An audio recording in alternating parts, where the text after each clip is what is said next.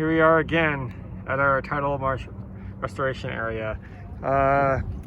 Today's Friday, beautiful day. The rain has cleared up, so I decided to come down here.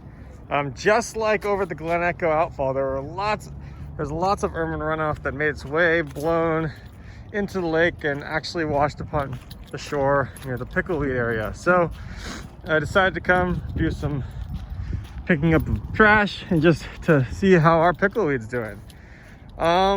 It's hard to see right now, but you can actually, let's see, if you look inside the pen, it's starting to get roots because the pickleweed sprouts are standing straight up, so the roots are taking hold.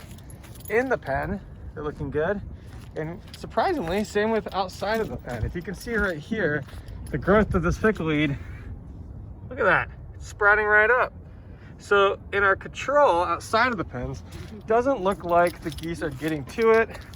I don't know, we'll have to see how that goes. Maybe the pens are working or maybe they're not necessary. As we go down here, you'll see that with the plan next, I think, is to get more pens over here in this area. I'm meeting with Katie Noonan to talk about a get-together on the 13th to do more building to restore this area. Let's see. Yeah, little bits of debris that have came ashore. We'll do a little bit more picking up, but yeah, after all that rain, we picked up, man, like 5 full bags over the Glen Echo outfall. So right after the rain is a really important time to do this trash pickup. So I commend St. Paul's for that. Glorious day.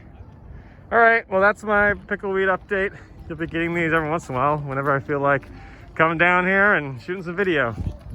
I'll see you guys next week. Bye.